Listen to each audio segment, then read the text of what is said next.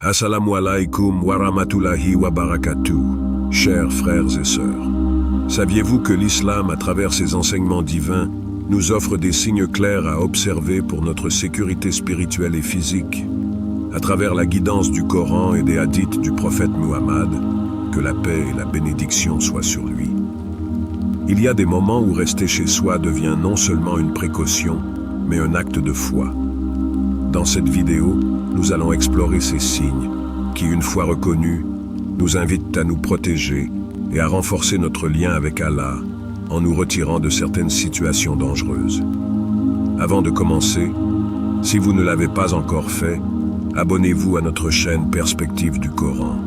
Activez la cloche pour recevoir toutes les notifications et n'oubliez pas de rester jusqu'à la fin pour découvrir ces signes essentiels. Lorsque nous ouvrons le Coran et lisons les paroles d'Allah, il est impossible de ne pas ressentir la profondeur et la sagesse de chaque verset. Chaque mot, chaque phrase est un rappel sacré de notre condition humaine et de notre relation avec le divin.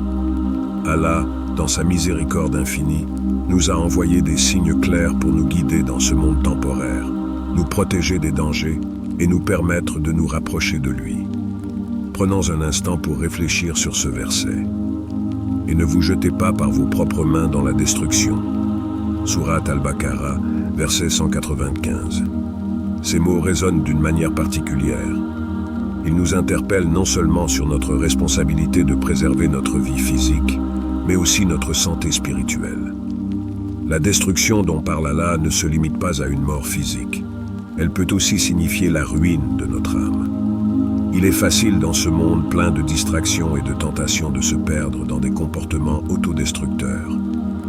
Ce verset est un rappel subtil mais puissant que nos actions, nos choix, ont des conséquences non seulement pour notre corps, mais pour notre cœur et notre foi. Dans ce verset, Allah nous rappelle de ne pas nous exposer volontairement au danger. Mais que signifie vraiment cela dans notre vie quotidienne? Les dangers physiques sont évidents. Mais qu'en est-il des dangers spirituels qui sont parfois bien plus discrets? Parfois, rester chez soi, se retirer du monde extérieur, peut être un acte d'adoration.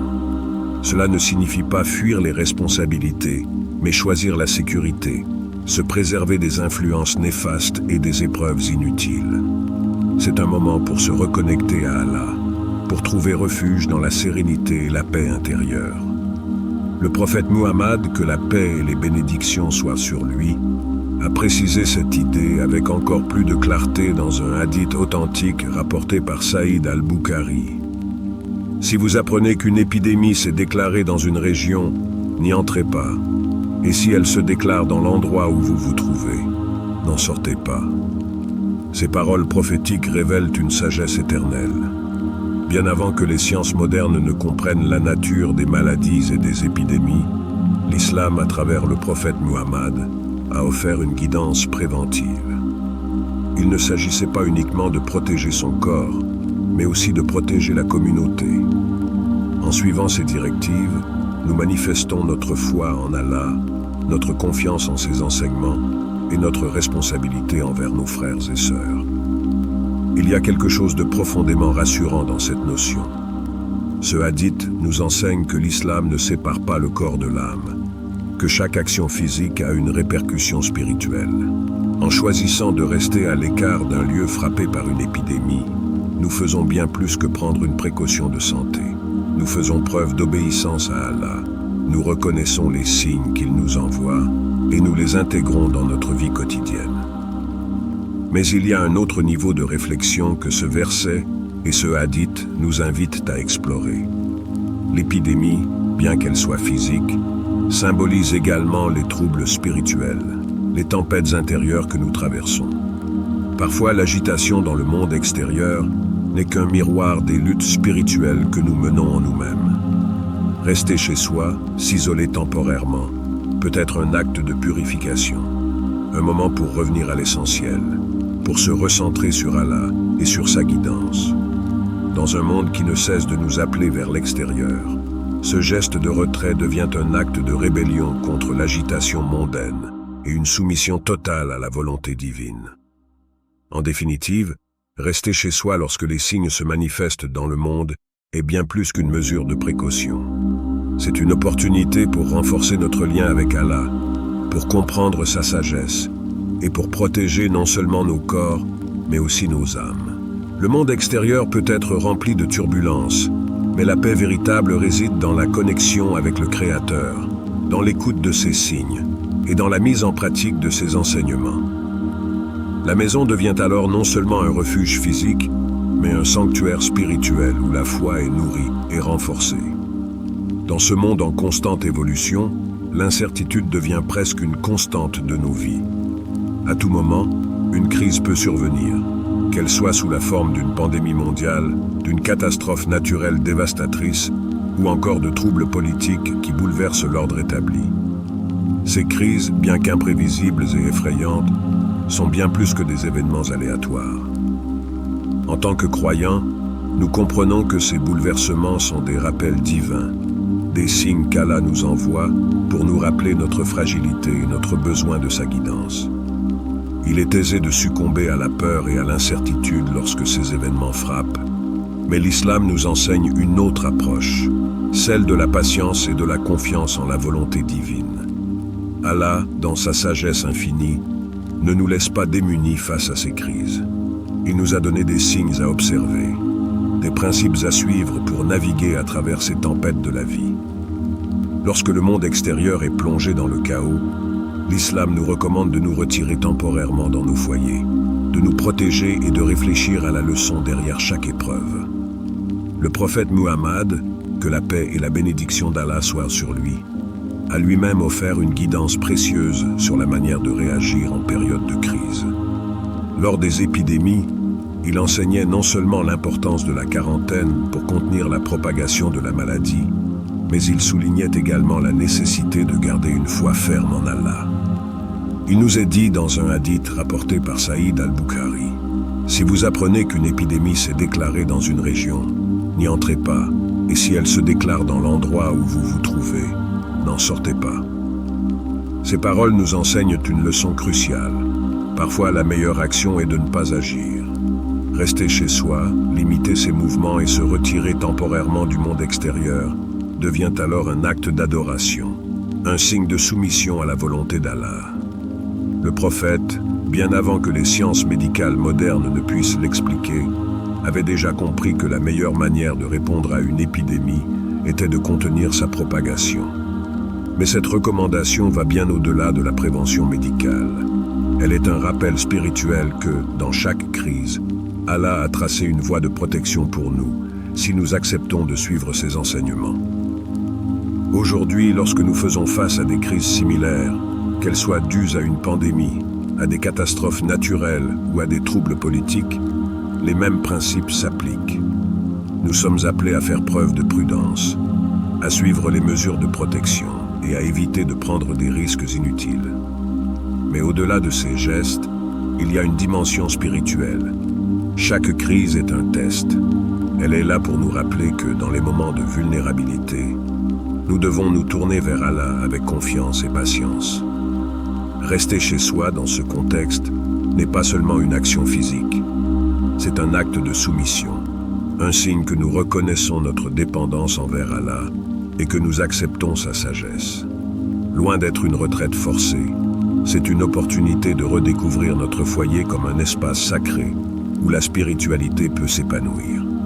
Les murs de notre maison deviennent alors un sanctuaire, un lieu de recueillement où nous pouvons approfondir notre foi, prier, méditer sur les enseignements du Coran et renforcer notre lien avec Allah. Il est facile dans ces moments de crise de céder à la panique ou de chercher des réponses uniquement dans le monde extérieur. Pourtant, l'islam nous appelle à faire l'inverse. Au lieu de courir à la recherche de solutions dans l'agitation du monde, il nous est conseillé de nous retirer, de nous protéger et de laisser notre foi en Allah guider nos actions. C'est là que réside la vraie sagesse. Comprendre que, même dans l'inaction apparente, il y a un acte d'adoration, une soumission totale à la volonté d'Allah. Dans notre monde moderne où tout est rapide et immédiat, rester chez soi peut sembler contre-intuitif. Nous sommes souvent poussés à agir, à réagir rapidement face aux crises. Mais en tant que musulmans, nous sommes appelés à suivre une voie différente. Les crises sont des opportunités divines pour prendre du recul, pour réfléchir, pour nous recentrer sur l'essentiel. Elles nous invitent à ralentir, à trouver la paix intérieure même au milieu du chaos extérieur. Elles nous rappellent que, dans chaque épreuve, Allah a un plan, et que notre rôle est de suivre les signes qu'il nous envoie. En restant chez nous, en limitant nos interactions avec le monde extérieur, nous ne faisons pas seulement un acte de prudence physique. Nous manifestons également notre confiance en Allah, en sa sagesse et en ses enseignements. Notre foyer devient alors un lieu de refuge, non seulement contre les dangers extérieurs, mais aussi contre les doutes et les incertitudes qui peuvent envahir nos cœurs. Chaque crise devient ainsi une opportunité pour renforcer notre lien avec Allah, pour approfondir notre foi et pour réaffirmer notre confiance en sa guidance. Dans les moments où le monde extérieur est ébranlé par des troubles sociaux, des guerres civiles ou des conflits violents, une question cruciale se pose. Comment préserver non seulement notre sécurité physique, mais aussi notre paix intérieure et notre foi? L'islam, avec sa sagesse intemporelle, nous enseigne une vérité essentielle. Parfois, la meilleure manière de répondre à ces situations est de prendre du recul, de s'éloigner des zones de turbulence et de se retirer dans un espace plus sûr, non seulement pour notre corps, mais surtout pour notre âme. Ce retrait n'est pas une fuite, mais un acte conscient de préservation et d'adoration. Le prophète Muhammad, que la paix soit sur lui, nous enseigne dans un hadith rapporté « Heureux est celui qui se tient à l'écart des troubles ». Ces paroles sont simples mais puissantes. Elles contiennent une leçon profonde sur la manière de répondre à la violence, à l'injustice et aux conflits qui éclatent autour de nous. L'islam nous recommande de ne pas nous exposer inutilement aux zones de chaos, de ne pas chercher à participer activement aux troubles, mais de choisir le chemin de la prudence et de la préservation. Dans ces moments d'instabilité, il devient impératif de se retirer, de rester chez soi, et de se protéger non seulement des dangers physiques qui pourraient surgir, mais aussi des influences spirituelles négatives qui accompagnent souvent les conflits. Les troubles sociaux ne se limitent pas à la violence visible dans les rues. Ils créent également un climat de tension, d'hostilité et de division qui peut affecter notre cœur et notre foi si nous ne faisons pas preuve de vigilance. Lorsque la colère, la haine et la division envahissent une société, ces sentiments peuvent s'infiltrer subtilement dans notre âme, même si nous ne participons pas directement au conflit. Rester chez soi devient alors une protection contre ces énergies destructrices. En nous retirant, nous protégeons notre intégrité morale et spirituelle, et nous empêchons que ces influences négatives ne contaminent notre relation avec Allah. Il est essentiel de comprendre que l'islam nous encourage à éviter tout ce qui pourrait compromettre notre foi. Le prophète Muhammad, que la paix soit sur lui, a souvent mis en garde contre les dangers des environnements instables et des situations où la corruption morale devient difficile à éviter. Dans de telles circonstances, rester chez soi n'est pas un acte de lâcheté, mais un geste de sagesse et de discernement. En choisissant de rester à l'écart des troubles, nous affirmons notre engagement à préserver notre foi et notre connexion avec Allah. Mais que signifie réellement rester chez soi dans ce contexte? Il ne s'agit pas simplement de se barricader physiquement derrière des murs.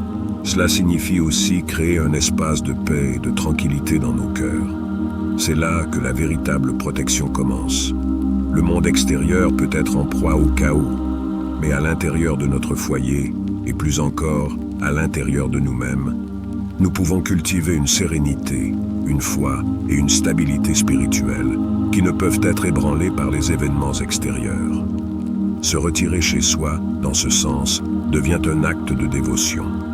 C'est une opportunité de consacrer du temps à Allah, de renforcer notre lien avec lui à travers la prière, la méditation et l'étude du Coran. En choisissant de rester à l'écart des influences néfastes, nous permettons à notre cœur de rester pur, de rester connecté à la source divine, loin des distractions et des tentations du monde extérieur. Rester chez soi devient alors un sanctuaire spirituel où l'on peut se ressourcer, se recentrer et se rapprocher de son Créateur. Les troubles sociaux sont souvent accompagnés de tentations destructrices.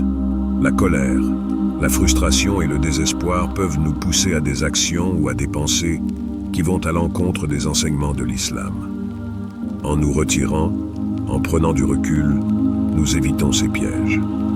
Nous évitons de nous laisser emporter par l'agitation ambiante. Rester chez soi dans ces moments est une manière de dire « Je choisis Allah. Je choisis de me protéger, non seulement physiquement mais aussi spirituellement. Car ma foi est trop précieuse pour être compromise. » Il est également important de comprendre que, dans l'islam, la paix n'est pas seulement une absence de conflit. C'est un état d'être, une condition intérieure qui se manifeste à travers notre relation avec Allah. Lorsque les troubles sociaux perturbent cette paix extérieure, notre devoir est de la retrouver en nous-mêmes. C'est pour cela que le prophète Muhammad, que la paix soit sur lui, a recommandé de se tenir à l'écart des troubles. Ce n'est pas par faiblesse, mais par force spirituelle. C'est un moyen de préserver cette paix intérieure, cet équilibre qui nous permet de continuer à vivre selon les principes islamiques, même au milieu du chaos. En définitive, rester chez soi en période de troubles sociaux, c'est choisir la voie de la sagesse et de la préservation spirituelle. Ce retrait conscient n'est pas une démission face aux difficultés du monde, mais une manière de protéger notre cœur, notre âme et notre foi contre les influences négatives qui peuvent surgir dans ces environnements instables. C'est une opportunité de cultiver un espace sacré, de renforcer notre lien avec Allah et de trouver la paix intérieure même lorsque le monde extérieur est en pleine agitation. Lorsque la terre tremble sous nos pieds, que des vagues dévastatrices frappent nos côtes ou que des tempêtes ravagent nos foyers, il est facile de se sentir impuissant. Ces événements, bien qu'impressionnants et souvent terrifiants, ne sont pas simplement des phénomènes naturels. Ils sont des rappels divins, des signes qu'Allah envoie pour réveiller nos cœurs endormis, pour nous rappeler notre fragilité humaine et notre dépendance totale envers lui. Dans le Coran, Allah nous dit « Nous ne faisons descendre les signes que pour avertir ». Sourate Al-Isra, verset 59. Chaque tremblement de terre, chaque tempête, chaque inondation est un message. Un message qui transcende le plan physique pour atteindre notre âme, nous forçant à prendre conscience de la grandeur d'Allah et de notre insignifiance en comparaison à sa puissance. C'est dans ces moments de chaos apparent que l'islam nous appelle à la patience, à la foi et surtout à la confiance en la sagesse divine. Les catastrophes naturelles ne sont pas de simples punitions ou de la malchance. Elles sont des tests, des occasions de renouveler notre engagement envers Allah, de nous rappeler que, malgré notre intelligence, notre technologie et nos avancées matérielles, nous sommes toujours à la merci de la volonté divine. Dans ces moments, l'une des premières recommandations de l'islam est de rester chez soi. Non pas simplement pour échapper aux dangers immédiats, mais pour trouver refuge dans la présence d'Allah. Le foyer devient plus qu'un simple abri physique. Il devient un espace sacré, un lieu où l'on peut méditer sur les signes d'Allah, où l'on peut s'élever spirituellement en cherchant refuge auprès de lui. Rester chez soi lors de catastrophes naturelles, c'est non seulement protéger sa vie, mais c'est aussi se retirer du tumulte du monde pour entrer dans un dialogue intime avec son Créateur. Prenons un moment pour réfléchir à la puissance de ces catastrophes naturelles. Un tremblement de terre peut en quelques secondes détruire des bâtiments que les hommes ont mis des années à construire. Une tempête peut effacer des villes entières de la carte. Ces événements sont des rappels frappants que la force d'Allah dépasse tout ce que l'humanité peut créer ou imaginer. En tant que croyants, nous sommes appelés à voir au-delà du chaos immédiat. Nous sommes appelés à comprendre que derrière chaque catastrophe se trouve un rappel de la grandeur d'Allah, de sa capacité à tout changer en un instant et de la fragilité de notre existence. Ce qui distingue le croyant face aux catastrophes naturelles, c'est sa capacité à voir ces événements comme des tests. Plutôt que de se laisser submerger par la peur ou le désespoir, il choisit la patience, le sabre. L'islam nous enseigne que la patience est l'une des vertus les plus aimées d'Allah. Elle n'est pas simplement une résignation passive, mais une forme active de foi. C'est dans les moments les plus difficiles, lorsque tout semble hors de contrôle, que la patience devient un acte de dévotion. En restant chez soi, en se retirant dans la prière et les invocations, le croyant montre qu'il accepte la volonté d'Allah, qu'il place sa confiance en lui, même lorsque le monde extérieur semble s'effondrer. Rester chez soi pendant ces événements, c'est aussi l'occasion de renouveler notre lien avec Allah. Trop souvent, dans le confort de la vie quotidienne, nous oublions la précarité de notre existence. Nous sommes pris dans la routine, dans nos affaires mondaines, et nous négligeons notre relation avec notre Créateur. Les catastrophes naturelles, bien qu'effrayantes, sont des rappels puissants de la nécessité de revenir à l'essentiel. Lorsque le sol tremble sous nos pieds, c'est un appel à nous rappeler que notre véritable refuge n'est pas dans les murs de nos maisons, mais dans la miséricorde d'Allah. Il est important, dans ces moments de crise, de se tourner vers les prières et les invocations. L'islam nous enseigne que dans chaque épreuve, il y a une opportunité de nous rapprocher d'Allah. Rester chez soi pendant une catastrophe naturelle devient alors une retraite spirituelle, un moment pour se concentrer sur les prières, pour méditer sur la parole d'Allah et pour renforcer notre foi. Les prières ne sont pas seulement des mots murmurés dans l'urgence. Elles sont un moyen de se connecter profondément avec Allah, de lui montrer que, malgré les événements extérieurs, notre cœur reste fermement ancré dans la confiance en sa sagesse. De plus, ces moments nous rappellent que la sécurité physique est indissociable de la sécurité spirituelle. Protéger nos vies, nos maisons et nos proches est important. Mais nous devons aussi nous assurer que notre cœur reste en paix, que notre foi ne vacille pas devant les épreuves. Les catastrophes naturelles peuvent secouer notre monde extérieur, mais elles ne doivent pas ébranler notre monde intérieur. Rester chez soi devient alors un acte de protection spirituelle autant que physique. C'est un moment pour cultiver la résilience intérieure, pour renforcer notre lien avec Allah, et pour reconnaître que, quelle que soit l'ampleur de la catastrophe, Allah est toujours en contrôle. En fin de compte, ces événements nous rappellent notre petitesse face à la grandeur d'Allah. Chaque catastrophe naturelle est une opportunité pour nous de renouveler notre dépendance totale envers lui, de nous rappeler que notre vie, notre sécurité et notre bien-être dépendent entièrement de sa volonté. En ces moments, rester chez soi devient un acte d'humilité, un acte de reconnaissance que, malgré toutes nos capacités humaines, nous ne sommes rien sans la protection et la miséricorde d'Allah. Dans ce monde moderne, où les tentations sont omniprésentes et les distractions constantes, il est de plus en plus difficile de préserver sa foi intacte. Les médias, les réseaux sociaux, les publicités et même les interactions sociales bombardent continuellement notre esprit d'images, d'idées et de valeurs qui sont souvent contraires aux enseignements de l'islam. Pourtant, même au milieu de cette tempête, il est possible de trouver refuge. Notre foyer, notre maison, peut devenir bien plus qu'un simple lieu de repos. Il peut être transformé en un sanctuaire spirituel, un espace sacré où l'on se retire pour protéger notre cœur et renforcer notre foi.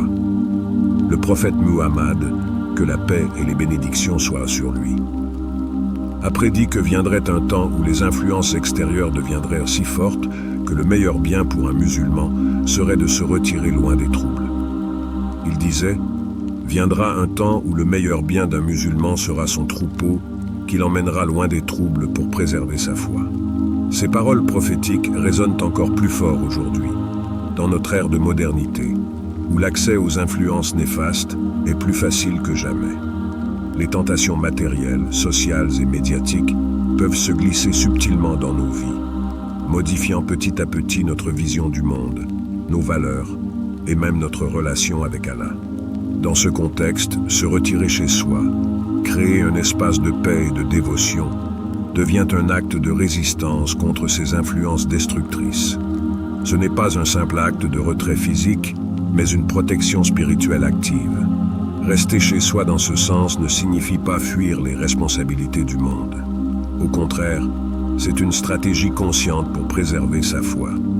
Lorsque les tentations sont trop fortes, lorsque le monde extérieur devient un lieu où la moralité est compromise, se retirer pour protéger son cœur devient un acte d'adoration en soi. C'est un choix délibéré de privilégier la pureté de l'âme sur les distractions mondaines. En se retirant, le musulman crée un espace où la foi peut être nourrie, où le lien avec Allah peut être renforcé à travers la prière, la méditation sur le Coran et les actes de dévotion. Il est facile de sous-estimer le pouvoir des influences extérieures, mais l'islam nous enseigne que ce que nous laissons entrer dans nos esprits et nos cœurs a un impact profond sur notre spiritualité. Les images que nous regardons, les conversations que nous avons, les pensées que nous entretenons façonnent notre relation avec Allah. En restant chez soi, en limitant notre exposition à ces influences néfastes, nous préservons notre cœur des distractions qui pourraient nous éloigner de notre Créateur. Dans un monde où tout est conçu pour attirer notre attention, pour capter notre regard et pour nous séduire, l'acte de se retirer dans son foyer devient un acte de rébellion contre cette dynamique. C'est une manière de dire « Je choisis Allah, je choisis de protéger mon cœur des tentations du monde ». En créant un sanctuaire spirituel chez soi, nous construisons une forteresse intérieure, un espace où la foi peut croître librement, sans être perturbée par les influences extérieures. La prière, la lecture du Coran et les invocations deviennent alors des boucliers contre les tentations du monde moderne. Chaque prière, chaque verset médité, chaque invocation sincère renforce cette forteresse spirituelle. Loin de l'agitation du monde, le croyant trouve la paix, une paix que le monde extérieur ne peut offrir. Cette paix est une manifestation de la miséricorde d'Allah, une preuve que, même au milieu des tempêtes extérieures, il est toujours là pour nous guider, pour nous protéger et pour nous rapprocher de lui. Créer un sanctuaire spirituel chez soi, c'est aussi un acte de construction intérieure. Tout comme un jardin a besoin d'être arrosé et entretenu pour croître, notre foi nécessite des soins constants. Les distractions et les tentations du monde peuvent assécher notre spiritualité si nous n'y prenons garde. En restant chez soi, en se retirant des influences extérieures, nous permettons à notre foi de se régénérer, de se renforcer et de croître dans la sérénité. C'est un moment pour approfondir notre connexion avec Allah, pour trouver un espace de paix intérieure où la lumière de la foi peut briller sans obstruction. Cependant, il est important de noter que ce retrait n'est pas synonyme d'isolement permanent. L'islam est une religion de communauté, de fraternité et d'interaction. Mais parfois, lorsque les pressions du monde deviennent trop lourdes à porter, un retrait temporaire peut être nécessaire pour retrouver notre équilibre spirituel.